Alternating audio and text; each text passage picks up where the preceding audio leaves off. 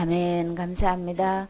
구원의 확신 13번 영원한 상급 다니엘 12장 3절 말씀. 지혜 있는 자는 궁창의 빛과 같이 빛날 것이요 많은 사람을 옳은 대로 돌아오게 한 자는 별과 같이 영원토록 비추리라. 아멘. 지혜 있는 자 누구일까요? 잠언 2장 6절에 보면 대저 여호와는 지혜를 주시며, 지혜는 누가 주시는 거예요? 하나님께서 주시는 거예요. 지식과 명철을 그 입에서 내심이며, 똑같이 지혜도 지식도 명철도 다 주님께서 주시는 거죠. 잠언 1장 20절에 보면 지혜가 길거리에서 부른다 그러셨어요. 광장에서 소리를 높인다. 이 지혜가 어떤지 봐요. 잠언 2장 10절에 그 지혜가 내 마음에 들어가며 지식이 내 영혼에 즐겁게 될 것이요. 잠언 2장 20절에 보면 지혜가 너로 선한 자의 길로 행하게 하며 또 의인의 길을 지키게 하리니. 잠언 3장 18절에 지혜는 그 얻은 자에게 생명나무라. 지혜를 가진 자는 복되도다. 이 지혜를 얻는 자는 생명나무래요. 생명나무가 누구예요? 예수님이시죠. 근데 지혜를 얻으면 생명나무도 생명나무가 되는데, 이거는 생명나무를 얻을 수 있다는 거는, 이 지혜가 그러면 곧 누구실까요? 지혜를 가진 자는 진짜 복된 자래요. 우리는 어떤 자를 복된 자라 그래요? 돈 많은 사람은 복된 사람이라 그래요. 물질적으로 풍요로우면 복된 걸로 생각을 하고 있는데, 근데 성경에서 말씀하시는 복된 자는 지혜를 얻은 자가 복된 자다, 지금 복되다라고 하셨는데, 이는 생명의 나무를 가졌다고 말씀하셔요. 잠언 3장 19절에 여호와께서는 그 지혜로 땅을 세우셨으며 명철로 하늘을 굳게 펴셨다 그랬는데, 요한복음 1장 3절에는 누가 이렇게 우주 만물을 창조하셨나요? 누구로 말미암아서 이 지혜로 땅을 세우셨다고 하셨는데요. 명철로 하늘을 굳게 펴셨다고 하셨는데, 요한복음에서는 만물이 그런 말미암아 지은 바 되었다라고 하셨어요. 지은 것이 하나도 그가 없이 된 것이 없느니라. 그러면 이 지혜는 곧 누구실까요? 이제 좁혀오죠. 고린도전서 1장 30절에 너희는 하나님께로부터 나서 그리스도 누구 안에? 예수 안에 있고. 하나님께로 태어나야 되는 거예요. 그렇죠? 하나님께로 나서 하나님께로 태어난 사람은 반드시 누구 안에 있어요? 예수 그리스도 안에 있는 거죠. 그리스도 예수 안에 있고, 예수는 하나님께로서 나와서 우리에게 무엇도 주셔요? 지혜와 의로움과 거룩함과 구속함이 되셨으니. 그러면 이 지혜는 누구 안에 있는 거예요? 예수님 안에 있는 거죠. 십지혜는 분명히 예수님 안에 있고, 이 지혜는 곧 예수님이신 거죠. 주님께서 이렇게 지혜 있는 자는 궁창의 빛과 같다고 하셨는데, 맑고 푸른 하늘의 빛과 같다, 지금 이렇게 말씀하시는 거예요. 그럼 누가 계셔야 될까요? 예수님이 어디에 계실 때? 내 마음에 계실 때. 예수님이 계신 사람은 이렇게 맑고 푸른 하늘에 빛과 같이 빛나는데, 이렇게 궁창에서는 세 가지 빛이 있죠. 해같이 빛나고 달같이 빛나고 또 별같이 빛나는 빛들이 있는데, 시편 37편 6절에 보면 내 의를 빛같이 나타내시며 내 공의를 정오의 빛같이 하시리로다. 시편 56편 13절에 주께서 내 생명을 사망에서 건지셨습니다. 주께서 나로 하나님 앞 생명의 빛에 다니게 하시려고 실족지 않게 하지 아니하셨나이까. 여기서 어떤 빛이 있어요? 생명의 빛이 있어요. 공의를 정오의 빛같이 이렇게 표현하신가 하면 의를 빛같이 나타내신다고도 하고, 이렇게 생명의 빛으로 또 표현도 하셨어요. 시편 97편 12절에 의인을 위하여 빛을 뿌리고 마음이 정직한 자를 위하여 기쁨을 뿌렸도다. 참 이게 빛을 뿌리는 걸로도 주님이 말씀하셨고, 기쁨도 뿌리는 걸로 이렇게 주님이 표현하셔요. 이렇게 또 시편 104편 2절에 주께서 옷을 입음같이 빛을 입으시며. 하나님의 옷은 이렇게 우리가 옷을 입는 것처럼 그냥 하나님의 옷은 뭘까? 우리 생각 한 번도 안 해봤죠? 세마파 옷 뭐 그 정도 생각했는데 지금은 빛을 옷을 입은 같이 빛을 입으신대요. 참 너무 멋있죠? 하늘을 시장같이 치시며 빛을 입으신다고 주님은 이렇게 표현하셔요. 요한복음 1장 12절에 예수께서 또 일러 가라사대 나는 어떤 빛이에요? 이 나는 누구죠? 예수님은 세상의 빛이니 나를 따르는 자는 어둠에 다니지 아니하고 어떤 빛을 얻을 수 있어요? 생명의 빛을 얻으리라. 우리 이 시편에 나오는 이 생명의 빛이 신약에도 있어요. 그렇죠? 이렇게 생명의 빛을 우리가 다 얻을 수 있는데 이 생명의 빛은 그건 누구 안에 있는 거예요? 예수님 안에 있는 거죠. 예수님이 내 안에 계시면 나는 어떤 빛을 지금 갖고 있는 거예요? 생명의 빛을 얻은 거예요. 이미 갖고 있는 거예요. 정말 지혜로운 자는 궁창의 빛과 빛난다고 하셨는데 어떤 빛인지 한번 봐요. 마태복음 13장 43절에 그때의 의인들은 자기 아버지의 나라에서 어딘가요? 자기 아버지, 이 아버지는 어떤 아버지인 거예요? 하나님 아버지 나라에서 어떻게 빛나요? 의인들은 해와 같이 빛나리라. 어떤 자가 의인인 거예요? 지옥 갈 죄가 하나도 없는 자가 의인인 거죠. 의인만 천국에 들어가요. 천국에 들어가는데 그 아버지의 나라에서 어떻게 빛이 나느냐 하면 해같이 빛이 나는 거예요. 해와 같이 빛나리라. 그러면 최고 빛나는 거죠. 맑은 푸른 하늘에 이렇게 빛같이 빛난다고 했는데 이 지혜를 가진 사람은 최고의 빛을 바라는 거예요. 와, 우리 주님이 빛을 옷을 입으시고 그에 속한 하나님의 자녀는 다 이렇게 깨같이 빛나게 되는 거예요. 귀 있는 자는 들어라. 여러분은 이 말씀이 들리시나요? 지금 가장 행복한 사람인 거예요. 그쵸? 그러면 이 말씀이 들렸으면 나도 그 옷 입고 싶으네. 나도 그 의인 되고 싶으네. 그러면 오늘 될 수 있어요? 누구 안에 있어요? 이 의도, 이 지혜도 이렇게 해같이 빛나는 이 빛나는 생명의 빛도 다 예수님 안에 있죠.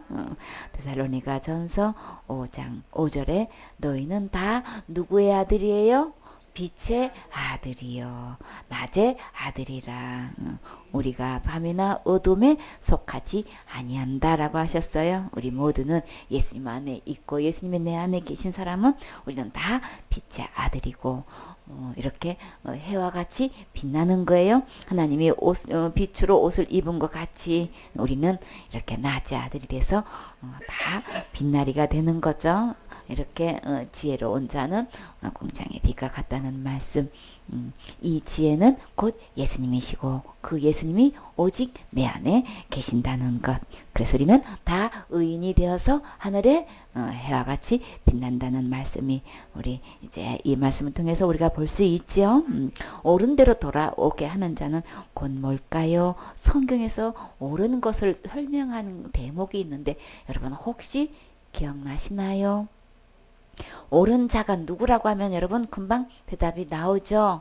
여기서 옳은 대로 돌아오게 한 자라고 했는데 마태복음 27장 19절에 보면 총독이 재판자리에 앉았을 때예요. 이 총독이 누군지 아세요? 빌라도 총독이 재판자리에 앉았어요. 누구를 재판하는 자리일까요?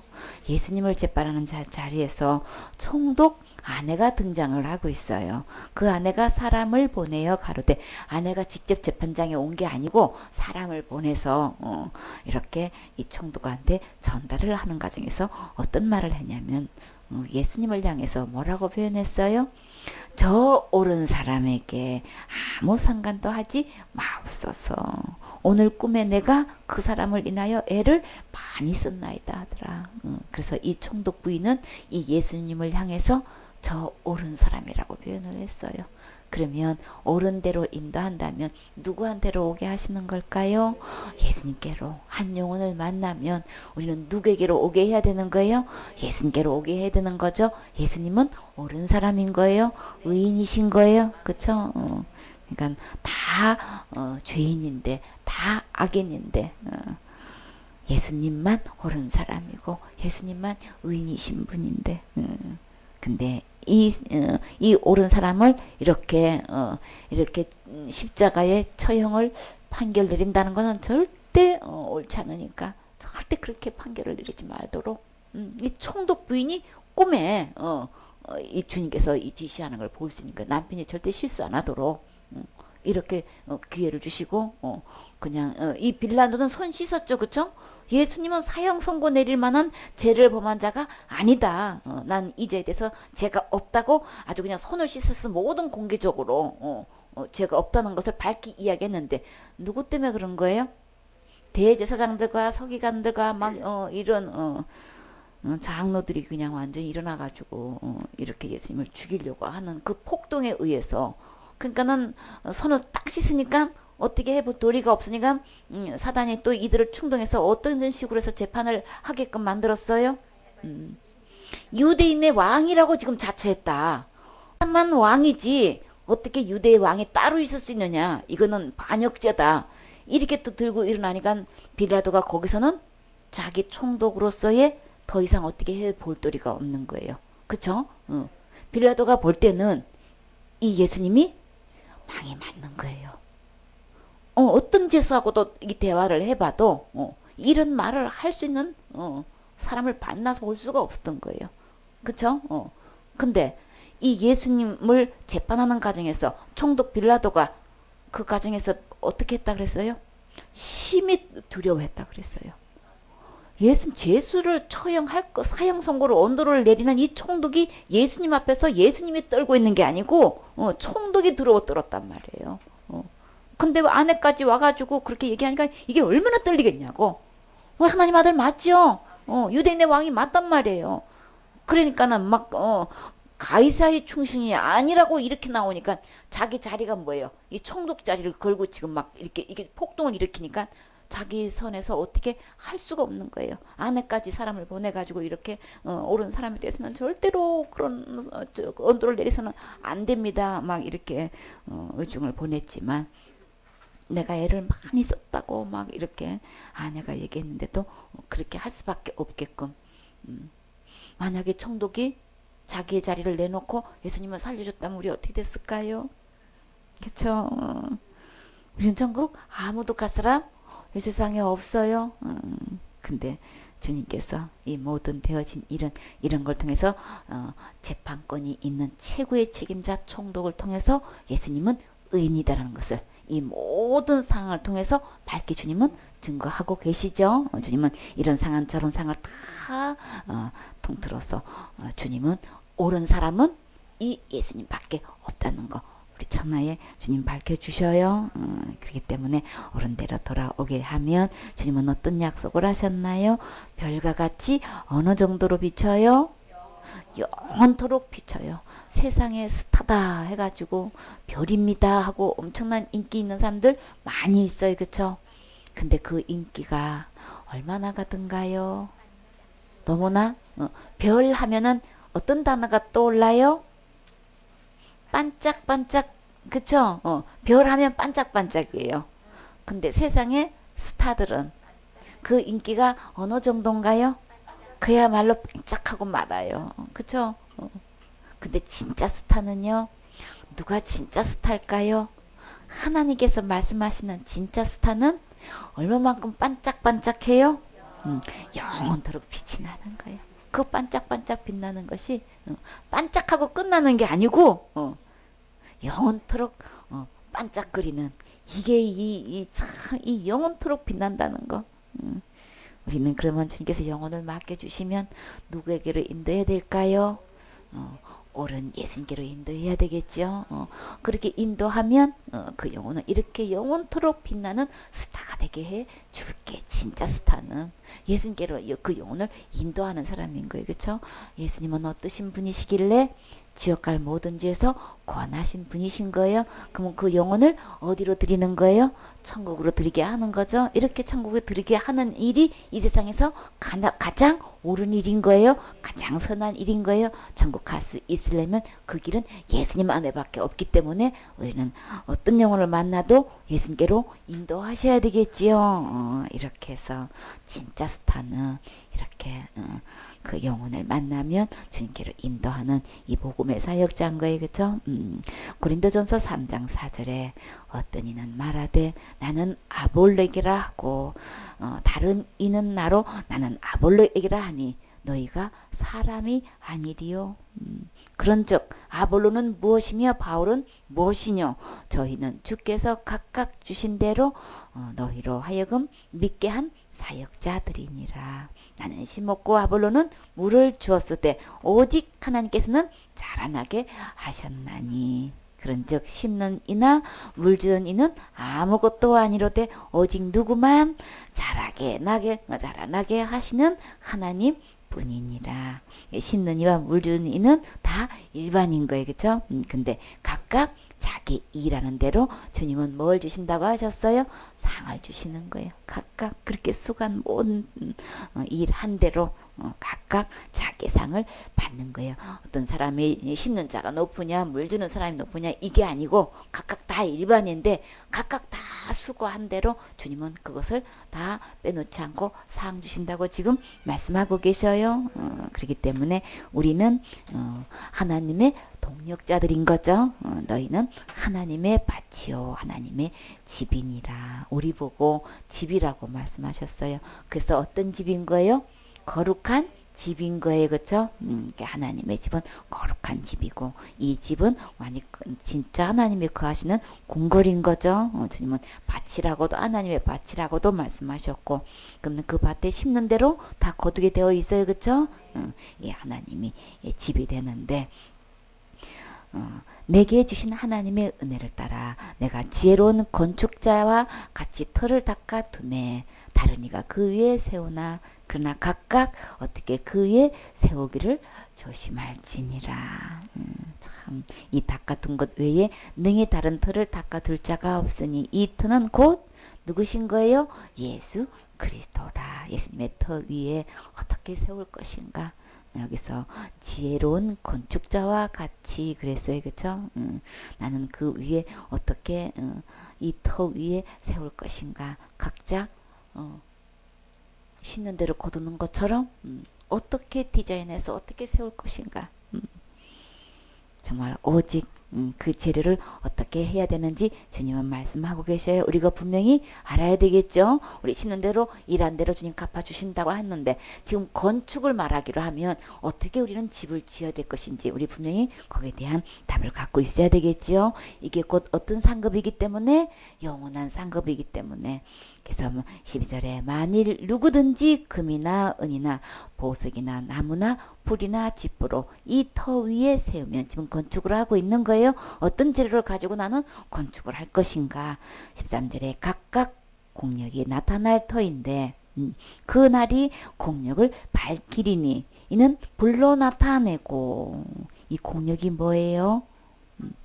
애써서 드리는 정성과 힘을 공력이라고 해요.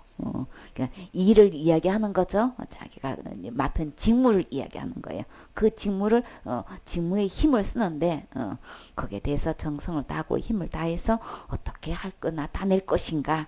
그게 공력인 거예요. 각자 일한 대로 주님께서 상 주신다고 하셨죠. 나는 이 공력을 어떻게 일을 힘쓸 것인가, 어디에 중점을 두고 할 것인가. 이제 여기를 초점을 모으는 거예요. 근데 그 공력을 어떻게 밝히냐고 했는데 보니까 뭘로 밝히신대요? 불로 나타내신다고 그랬어요. 불로 나타내는 게 뭘까?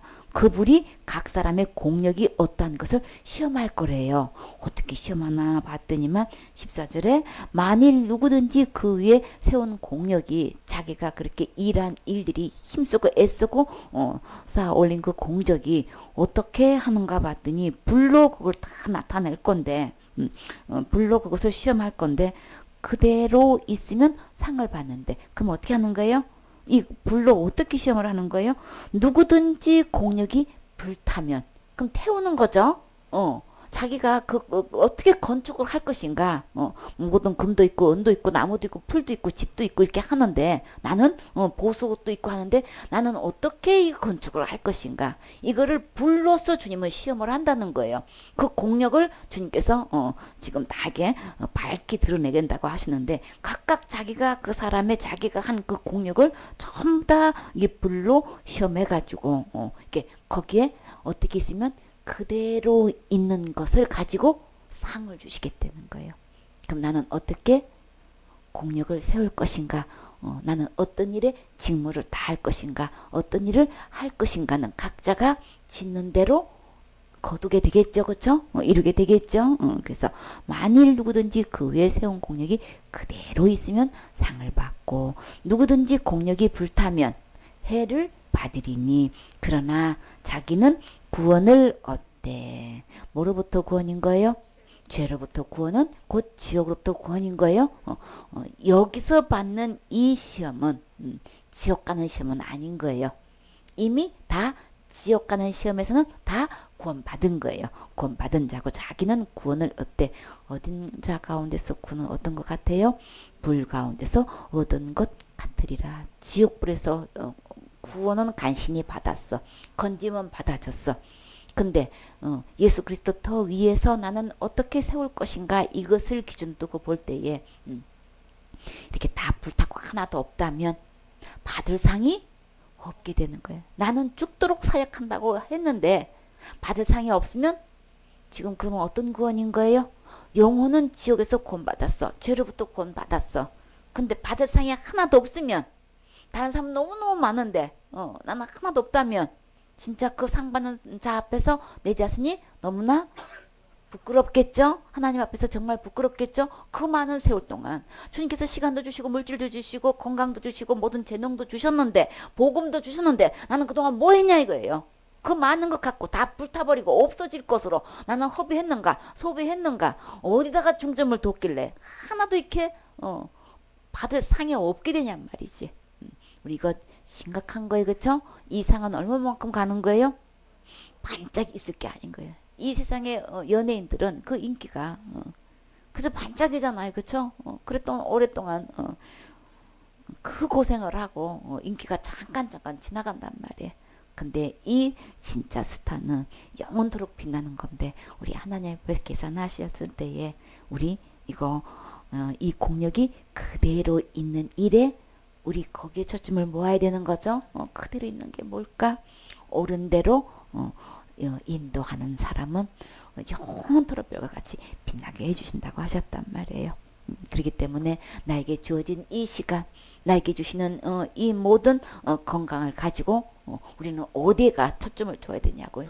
하늘나라에서 상 받는 일에 여기에 초점을 둬야 되는 거죠. 하나님께서 불로 시험하셨을 때에 남아있어서 내가 받아야 되는 건데 그저 내 생각대로 내 그냥 성질대로 그냥 내가 옳다는 대로 막 여기저기 돌아다니다가 다 시간 다 허비하고 훈련 받을 때 집중적으로 훈련 받고 다듬어질 때 다듬고 주님께서 깎으실 때 깎고 나를 오픈하고 그대로 맡기고 그냥 달게 받고 끝까지 버티고 견디고 있어야 주님께서 나를 통해서 어떤 영혼을 맡겼을 때 그걸 감당해낼 수 있는 거죠.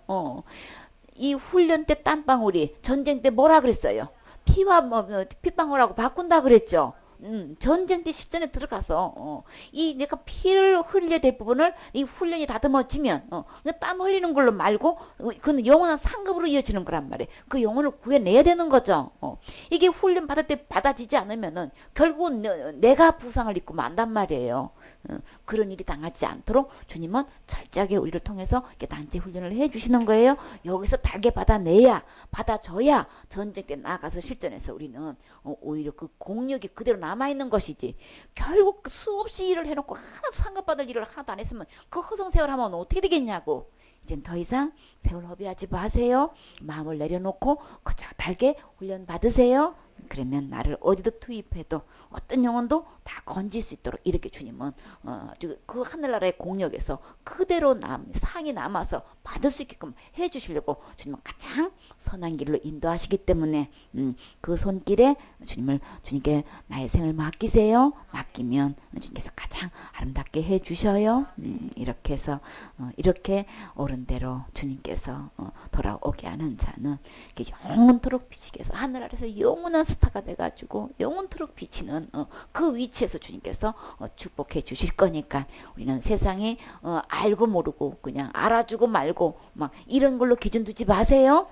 말씀에서 기준 둬서 이렇게 예수님께로 그 영혼을 인도해서 그가 정말 이 복음 안에서 잘 예배 성공하고 믿음 안에서 예수님께서 해놓으신 것 받아서 누릴 수 있도록 이 일에 우리가 영혼을 섬길 수 있는 그런 일꾼이 돼야 되는 거죠. 그래서 이렇게 지혜 있고 공장의 빛과 같이 이렇게 빛나게 해주실 뿐만 아니라 이렇게 영원한 스타가 돼서 영원토록 비치게 하시는 이 영원한 축복이 있어요. 영원한 상급이 있어요. 이 상급 바라보고 우리 훈련 정말 아멘하고 달게 받으셔야 되겠지요. 이렇게 또 데살로니가 전서 2장 19절에 봐요. 우리의 소망이나 기쁨이나 자랑의 면류관이 무엇이냐? 그의 강림하실 때 우리 주 예수 앞에 너희가 아니냐? 너희는 우리의 영광이요 기쁨이니라. 아멘. 하늘나라에서 진짜 우리의 상급이 뭘까? 우리는 이 세상에 있으면서 물질이 필요하다고 물질을 최고로 두고 있고 우리 돈 하면서 돈을 따라가게 되어 있어요. 그렇죠? 모든 가치관을 거기다 두고 있단 말이에요. 그러나 진짜 영원한 가치관은 어떤 걸까요? 우리 가치관이 변하지 않으면 이 영원한 상급에 우리 관심 갖지 않지요. 진짜 영원한 상급이 뭐냐고요. 바울은 누구라고 했어요? 그쵸. 너희가 우리의 소망이고 기쁨이고 면류관이다. 어떤 면류관요? 사랑의 면류관이 된 거예요. 주님 오실 때에 강림하실 때에 주님 이 세상에 내려오셨을 때에 정작 하나님 앞에서 진짜 상은 뭐냐는 거예요. 바울은 누구라 그랬어요? 우리 주 예수 앞에 너희가 아니냐. 그러니까 옳은 대로 그 영혼을 인도하게 되면 그 예수님 앞에서 주님이 이제 장차 오실 건데 그 앞에서 누가 있어야 되는 거예요. 우리의 이 면류관 진짜 영원한 기쁨, 영원한 소망이 되고 영원한 상급이 될 수 있는 것은 곧 어떤 거라 해야 되는 거예요? 영혼 구원이라 해야 되는 거예요. 나를 통해서 복음을 전해서 그들이 구원받은 이 영혼이 누가 앞에 있어야 되는 거예요. 예수님 앞에 세울 수 있어야 된단 말이지. 이거야말로 이거 진짜 스타인 거예요. 바울은 이걸 초점을 놓고 사역했단 말이에요. 우리 바울처럼 우리 이렇게 사역해야 되겠죠. 영원한 스타는 이 영혼을 하나님 앞에 세울 수 있어야 되는 거예요. 너희는 우리의 영광이요 기쁨이니라. 잠깐 있고 말 것 아니고 이거는 영원한 기쁨이고 이거야말로 하나님께 진정으로 영광 돌리는 일이란 말이에요. 주님이 오셔서 이렇게 첫째 것 폐하시고 둘째 것 세우셔서 우리의 지옥갈 모든 죄를 다 예수님의 몸을 들여서 제물로 들여서 거룩하게 해놓으셨다고 하셨어요. 주님이 오셔서 이루신 그 목적 영혼 구원이라고요. 그죠? 우리를 지옥갈 죄에서 구원하신 이 사역이었다고요. 그러면 우리도 주님 이렇게 강림하실 때까지 우리가 해야 할 일, 내 주위에 있는 영혼들을 이렇게 하나님 앞에서 같이 설 수 있게끔 하나님 앞에 나아갈 수 있게끔 우리 그 일에 사역에 초점을 둬야 되는 거죠. 그렇게 할 때에 하나님께 진정한 영광이 되고 하나님을 가장 기쁘게 해드린단 말이에요. 하나님께 진정한 영광이 되고 기쁨이 되었다면 하나님은 우리에게 어떤 보상을 하시겠어요? 정말 하나님답게 보상하시겠지요. 그렇기 때문에 우리는 하나님께서 말씀하시는 절대 꺼지지 않고 불타 없어지지 않는 이 영혼 구원에 초점을 두고 그들을 복음 전하고 양육하고 그들로 하여금 예배 성공하는 일에 도울 수 있어야 되겠지요. 베드로서 4장 1절 말씀. 하나님 앞과 산자와 죽은 자를 심판하실 그리스도 예수 앞에서 그의 나타내실 것과 그의 나라를 두고 엄히 명하노니 너는 말씀을 전파하라. 때를 얻든지 못 얻든지 항상 힘쓰라. 범사의 오래 참음과 가르침으로 경책하며 경계하며 권하라. 때가 이르리니 사람이 바른 교훈을 받지 아니하며 귀가 가리워서 자기의 사욕을 쫓을 스승을 많이 두고 또 그 귀를 진리에서 돌이켜 허탄한 이야기를 쫓으리라. 여기서 우리 하나님 앞에서 산자 죽은 자를 심판하실 때가 이제 오죠.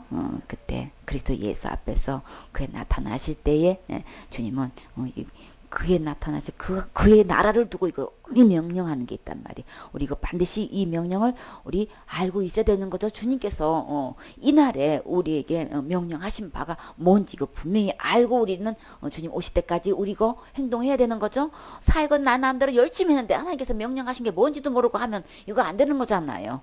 명령하셨으면 명령하신 대로 우리 그대로 준행했나 안 했나 이거 반드시 이거 주님 체크하시지요. 주님은 무엇을 명령하셨나요? 너는 말씀을 전파하라. 어떤 말씀요? 우리 입에는 어떤 말씀이 있어야 되는 거예요? 구원의 말씀이 있어야 되는 거예요? 생명 얻는 말씀이 있어야 되는 거예요? 복음의 말씀이 있어야 되는 거예요? 저 영혼을 붙여주면 천국을 드릴 수 있는 이 지옥까지에서 건질 수 있는 이 구원의 복음이 있어야 되는 거예요? 너는 말씀을 전파하라. 때를 어떤지 보든지 항상 힘쓰라는 거예요. 왜 항상 이렇게 힘써야 될까요? 때를 어떤지 보든지는 뭘까요? 기회를 어떤지 보든지 시기가 좋든지 나쁘든지 우리 그 항상 힘을 써야 된다는 거. 왜 이렇게 항상 힘을 써라고 주님은 하셨을까요? 이런저런 형편에서 이거 쉬고 있으면 영혼을 딱 붙여주면 이거 금방 안 되죠. 양날이 항상 날이 서 있어야 되는데 양금이 되어 있어야 되는데 날이 무뎌가지고 영혼을 맡기면은 이게 날이 안 들어가지고 이 영혼을 도대체 다루지를 못하면 어떻게 되겠냔 말이에요.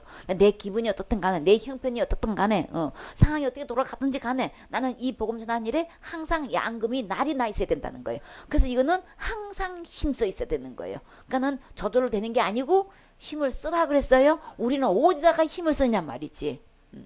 이 말씀 전하는 일에 힘을 모아야 되는 거예요. 다른 일에 이 힘을 다 소진해버리면 진짜 해야 할 이 하나님께서 명령하신 어미 두고 명령하신 이 일에 우리가 여기에 일을 안 하고 있으면 지금 어떻게 되겠냐고요. 다 불타버릴 것밖에 안 되는 거예요. 그러니까 어미 명할 때 우리는 정말 때를 얻든지 못 얻든지 우리는 이 일에 항상 힘을 써가지고 이렇게 이 복음 전하는 일에 우리 그 전력을 다해야 되는 거죠. 피아니스트가 이렇게 하루에 연습을 하는데 몇 시간을 연습하는지 혹시 여러분 알고 계셔요?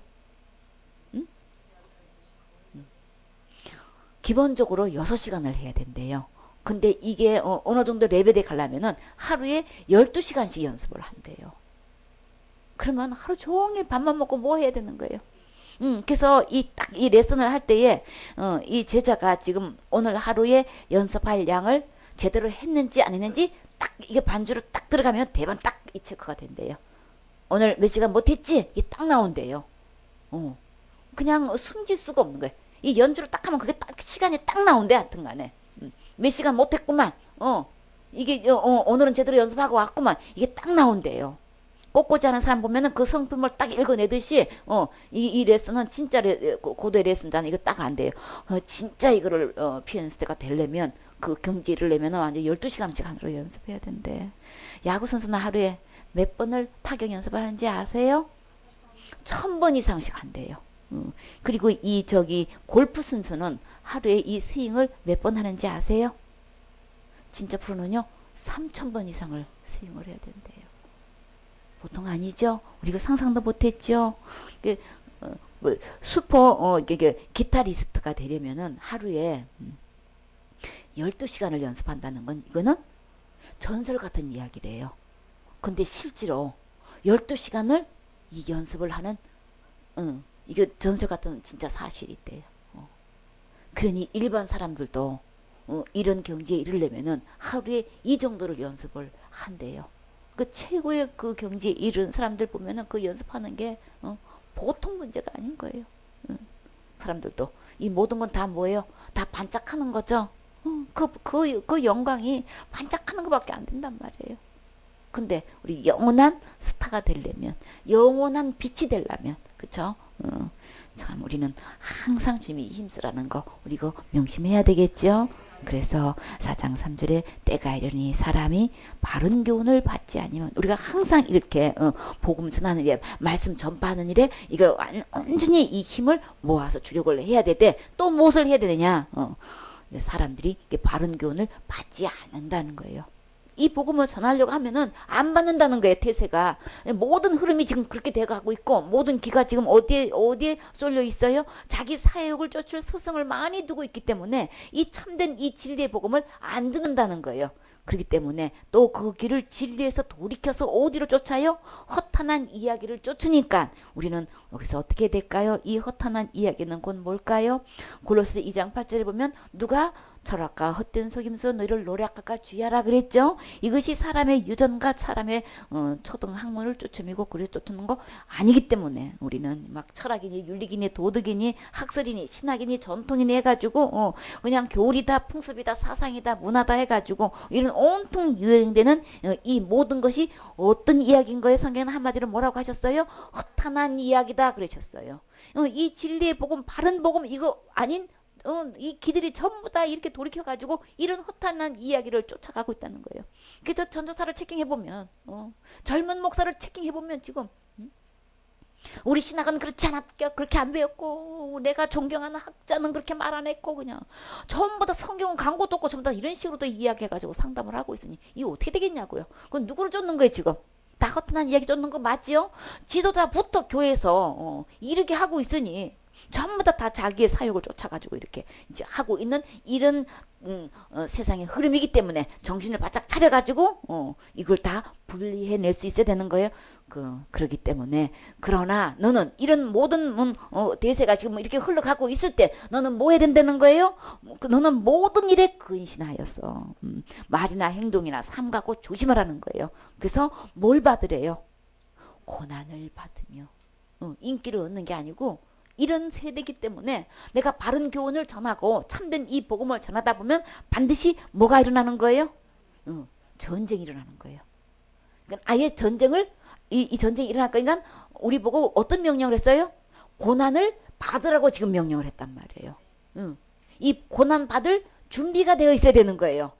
이 사역자는 이게 되어 있는 거야. 내가 복음도 깨닫고 복음을 전하고자 하는 이 소원도 있고 불타고 영혼만 붙여주시면 주님 나 얼마든지 복음 전하고 싶어요. 영혼 붙여주세요 하는데 그래. 근데 뭐가 또 명령인 거예요? 때를 어떤지 못 어떤지 전파해야 되는데 이 모든 흐름이 지금 이렇기 때문에 거기에 대해서 복음을 전하다 보면 반드시 고난이 돼 있다. 전쟁을 치르게 돼 있다. 그 고난 받으라는 거예요. 그냥 달게 받으라는 거예요. 감사히 받으라는 거예요. 이거 받아야 되는 거죠. 이게 준비 안 돼 있으면 가가지고 그냥 완전히 부상병이 돼가지고 나 다시는 전도 안 할래. 이러고 지금 이제 이런 폐잔병 돼서는 안 되는 거죠. 처음부터 이거 각오하고 나가야 되는 거예요. 고난 받으라고 명령하셨어요. 이건 주님께서 엄히 명하는 거예요.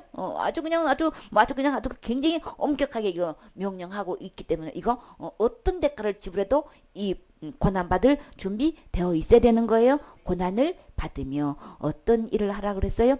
전도인의 일을 하라. 복음 전한 이 일에 예수 그리스도의 도가 뭐예요? 누구예요? 예수님이시잖아요. 예수님이 길이시잖아요. 이 예수님을 전하는 일을 주님은 하라고 그랬어요. 그리고요 전도인의 일을 하며 내 직무를 다하라. 내가 맡은 일을 이건 지금 그거를 다하라는 거예요. 근데 반드시 고난이 있다고 하셨으니까 이거 받을 준비되어 있어야 되는 거예요. 이게 직무인데 자 이게 직무는 곧 맡은 일이라 그랬어요. 맡은 자의 구할 것은 뭐라고 하셨나요? 충성인 거예요. 근데 충성이 뭐라고 했었어요? 내 마음이 어떤 상태라 그랬어요? 진심이라야 된다고 했어요. 참마음이라야 된다고 했어요. 정성을 다하는 거라 그랬었어요. 순수하고 순수한 마음으로 이게 참되게 아주 삼가하고 공경하고 정성을 다해서 막 진실된 마음 진심을 다해서 그 일에 그 직무를 다하는 거예요. 이런 지금 충성을 하라고 직무를 다하라는 거는 충성을 다하라는 말씀인 거죠. 이렇게 해서 진정에서 우러나오는 이 정성을 가지고 내 일을 직무를 다하라 지금 충성을 다하라 주님께 말씀하셨는데 디모데후서 2장 1절에 보면 내 아들아 그러므로 내가 누구 안에서 그리스도 예수 안에 있는 어디서 우리는 강해야 되는 거예요? 은혜 속에서 강하고. 우리 진짜 강한 거는 예수님께서 해주신다는 것, 그리고 예수님이 다 해놓으셨다는 것, 앞으로도 모든 되어지는 건 누가 하신다는 거예요? 예수님이 하신다는 것, 주님이 하신다는 것, 이게 믿어지고 이것을 선포할 때 누구보다도 가장 강한 상태인 거예요. 그러면 주님이 다 하신다는 건 나는 할 수 없다는 거죠. 나는 할 수 없으니까 주님이 일해 주세요. 이런 자세로 그 직무를 하게 되면은 누구보다도 가장 강한 상태인 거예요. 또 내가 많은 증인 앞에서 내게 들은 말을 누구한테 부탁하라 그랬어요? 충성된 사람에게 부탁하라 그랬어요. 부탁하라는 거는 맡기라는 거예요. 정말 진실된 정말 정성을 다해서 그 일을 해내는 이런 사람들을 딱 봐가지고 그런 사람들한테 이 복음을 부탁하라는 거예요. 이 사역을 부탁하라는 거예요. 일꾼을 선발할 때에 충성된 자를 선발을 해라. 그 일을 맡겨라. 그런 사람에게 부탁할 때만 뭘 할 수 있다는 거예요? 또 다른 사람들을 가르칠 수 있으리라. 충성되지가 않으면 근본적으로 맨날 그냥 이랬다 저랬다 하는 사람은 결국은 그 영혼을 진득하게 꾸준하게 가르치지를 못해. 반짝반짝하고 말아. 그냥 어디 가도 여기 조금 여기 가도 조금 진득하니 꾸준히 가르치지를 못한단 말이에요. 그러니까 일꾼 선발할 때는 충성된 자를 그 일을 부탁하라고, 그 일을 맡기라고 하셨어요. 그러면 누가 먼저 충성된 자가 돼야 될까요? 내가 먼저 하나님 앞에서 이 직무를 맡기 전에 내가 충성된 자로 우리 인정받아야 되는 거죠. 한 곳에 진드거니 야단을 치든 칭찬을 하든 어떤 말씀으로도 달게 듣고 아멘하고 그 자리에 머물러 있어야 되는 거잖아요. 그쵸? 다 나를 좋게 하시려고 그래. 나 잘 되라고 하시는 거야. 프로의 정신이 바로 그거예요. 진짜 프로가 되려면 어떤 야단을 받아도, 아무리 가혹한 야단을 받아도, 아무리 억울한 것 같은 야단을 쳐도 이거를 달게 받아내면 누구를 위해서? 다 나 좋게 하시려고, 다 나 잘 되라고 하시는 건데 하고 그냥 아버지가 자식을 야단치듯이 그런 심정으로 받아들이란 말이에요. 엄마가 자식을 야단치는 식으로 그런 심정으로 받아들이면 모든 것을 다 아름답게 받아들일 수 있고 감사하게 받아들일 수 있는 거죠. 그러면 다 나중에 다 점검된단 말이에요. 그럼 다 주님이 다 때가 되면 해명해 주시고 위로해 주시고 높여 주시고 다 주님께서 더 좋게 잘리게 다 해 주셔요. 그렇기 때문에 그저 그냥 감정 싸움으로 그냥 거기에 그냥 다 그냥 자기 일생을 거기다가 다 더 소비해 가지고 다 그냥 그 귀한 거 다 버린단 말이에요. 그 기회를 다 놓쳐버려. 그러지 마세요. 먼저 훈련 받을 때에 내가 고난 받을 주님 때 그런 각오 다 야단 맞을 다 각오 다 하고 어떤 야단 맞아도 그저 그냥 아멘하고 그냥 이사치로 착착착 그냥 진행해 나가는 이 모습을 보여주세요. 주님이 다 보고 계세요. 다 보고 계시고 딱 때가 되면 다 그 일을 맡기시잖아요. 그렇기 때문에 나가서도 영혼을 볼 때에 충성된 자에게 이것을 맡겨라. 이것을 부탁해라. 주님이 이렇게 말씀하고 계셔요. 내가 그리스도 예수의 좋은 군사로 나와 함께 뭘 받으래요? 고난을 받을지니. 주님은 그렇게 명령한 중에서 고난을 받으라고 하셨는데 이렇게 진짜 좋은 군사는 어떤 군사라는 거예요? 예수님의 좋은 군사는 고난을 받아낼 수 있다는 거예요. 진짜 예수님의 좋은 우리 일꾼은 진짜 사역자는 어떤 자가 이렇게 예수의 좋은 군사가 될 수 있느냐면 어떤 고난도 달게 받아낼 수 있는 것, 어떤 가르침에도 이것을 받아낼 수 있어야 되는 거예요. 그렇게 하면 어떤 괴로움이 와도 어려움이 와도 우리가 이렇게 인격적으로나 말씨나 태도나 이렇게 모든 되어지는 일에 원만하고 부드럽고 착하고 선하게 이렇게 반응을 할 수 있어야 되는 거예요. 거기에 팩해가지고 같이 그냥 막 부딪히고 이렇게 하면 안 되고 진짜 좋은 군사라는 건 이렇게 좋게 반응을 모든 일에 부드럽게 아멘하면 다 이게 특효약인 거죠. 다 소화가 되는 거죠. 이해가 됐든 안 됐든 계산이 됐든 안 됐든 그냥 억울하든 아니든 내가 그 일을 실제로 했든 안 했든 어떤 지적이 들어가면 그냥 아멘하고 있으면 주님이 다 좋게 해주셔요. 이게 좋은 군사인 거예요. 이렇게 좋은 예수의 좋은 군사로 나와 함께 고난을 받을지니. 고난 받기 전에 훈련을 먼저 받으면 그쵸 실전에 나아가서 전쟁을 치를 때에 좋은 군사가 될 수 있고 어떤 괴로움과 어려움을 만나도 견딜 수 있게 되는 거죠. 먼저 외유내강해야 되는 거예요. 내 속에서는 어떤 어려움이 와도 막 힘든 일이 와도 괴로운 일이 와도 견뎌낼 수 있고 그 상황에서도 이렇게 좋게 부드럽게 표현할 수 있는 이런 태도를 우리가 이건 훈련 속에서 되어지는 거예요. 그냥 말로 되어지는 거 아닌 거예요. 그냥 작은 일에 주님께서 이렇게 크게 강하게 훈련하셔도 그냥 달게 받으세요. 그러다 보면 이 전쟁터에 나가서 복음의 전쟁터에 나갔을 때 이런 실전에서 이걸 견뎌낼 수 있는 예방접종을 왜 먼저 하는 거예요? 면역력을 기르는 거죠. 이 속에서 우리 자체 훈련할 때 이런 일들을 통해서 우리가 반드시 이런 모든 것이 되어져 갖춰져 가는 문제에 대해서 이런저런 훈련 속에서 거기서 면역력을 기르는 거예요. 그럼에도 불구하고 그 영혼을 향해서 그냥 그쪽에서 막 화를 벌컥 내면 여기도 화를 벌컥 내고 막 더 크게 내고 이런 게 아니고 그런 속에서도 웃으면서 부드럽게 따뜻하게 좋은 낯으로 이렇게 대할 수 있는 거는 이건 훈련 속에서 되어지는 거라. 우리 이게 큰 교회의 부목사님들 보면 오랫동안 한 사람들 보면 특징이 뭐예요? 그 모든 그냥 막강한 장로들 쨍쨍한 장로들 그 밑에서 그냥 그 집사님들 밑에서 이렇게 보다 보면 어떻게 해요? 담임 목사님은 얼마나 또 엄하게 강하게 또 이게 막 훈련하실 거냐 말이에요. 근데 어떻게 위아래로 다 그냥 다듬어져 가지고 이 말씨부터 굉장히 부드럽고 그리고 인사성이 얼마나 바른지 몰라. 인사 잘하고 부드럽고 네 그리고 매사에 뭐예요? 말썽이 되지 않고 문제가 되지 않도록 이게 다듬어진 사람들을 쓰는 걸 볼 수가 있어요. 큰 교회에 아무나 일꾼 세우지 않죠. 그들이 복음이 있고 없고는 그거는 둘째 문제인 거예요. 일꾼을 쓸 때는 보면은 그런 게 성격이 뭐가 나가지고 아니 이 사람 저 사람 다 부딪히고 장로님하고도 부딪히고 평신도하고도 부딪히고 이러면 그 교회에 붙어날 수 있어요? 아니죠. 사역자가 부딪히는 사람들은 안 쓴단 말이에요. 어디 교회도 오래 있을 수가 없어. 그러니까 그런 부분에 대해서 이거 좋은 군사다라고 하면은 이런 부분에서 다 다듬어져 있어야 되는 거죠. 그렇게 해서 우리 서로 이런저런 일로 이렇게 부딪힐 때 돌이 부딪히면서 어떻게 해요? 다 동글동글하게 돼가지고 예쁘게 되어 가듯이 우리 예수님의 좋은 군사가 되려면 이런 부분에서도 우리 이거 다듬어져 있어야 되는 거죠.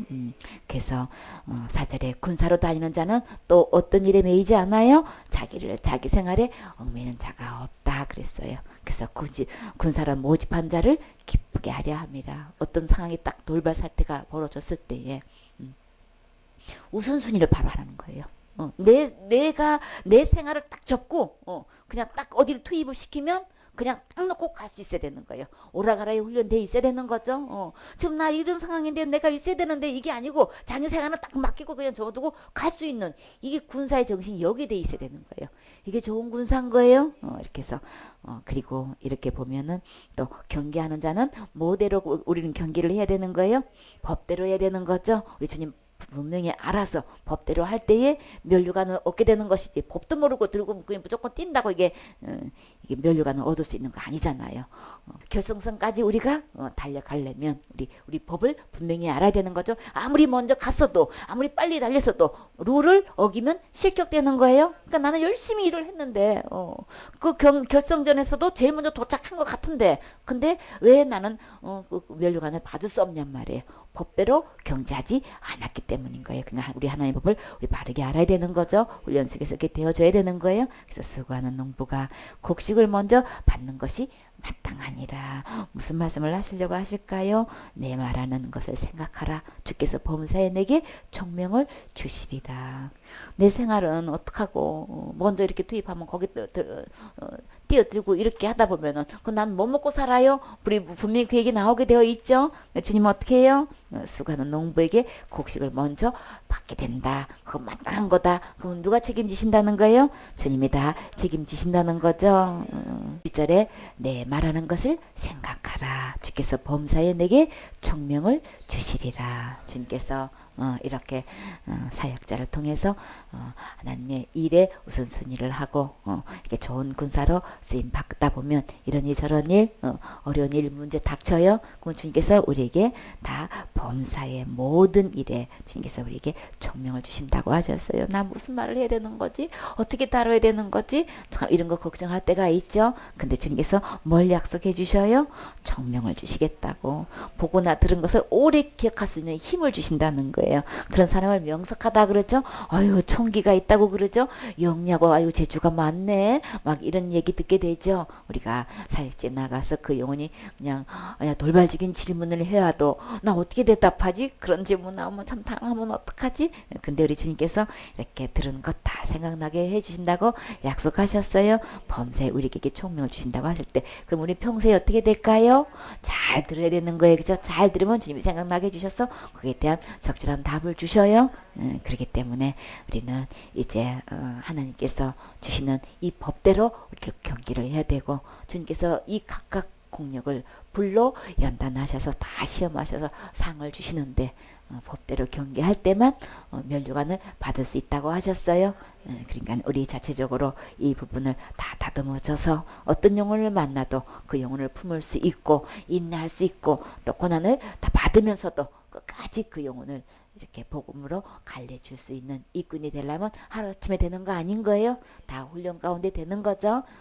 주님은 십자가의 고난을 참으셨다고 하셨어요. 그렇기 때문에 우리도 이 고난을 참고 이 복음을 전하다 보면 주님께서 다 보시고 다 계산해 주셔요. 영원한 상급으로 계산해 주셔요. 고난 받을 준비를 가지고 우리 이 세상에 나가서 어떤 영혼을 만나도 하나님께 진정으로 인도할 수 있는 이 진짜 참된 좋은 예수님의 군사가 되셔야 되겠지요. 아멘.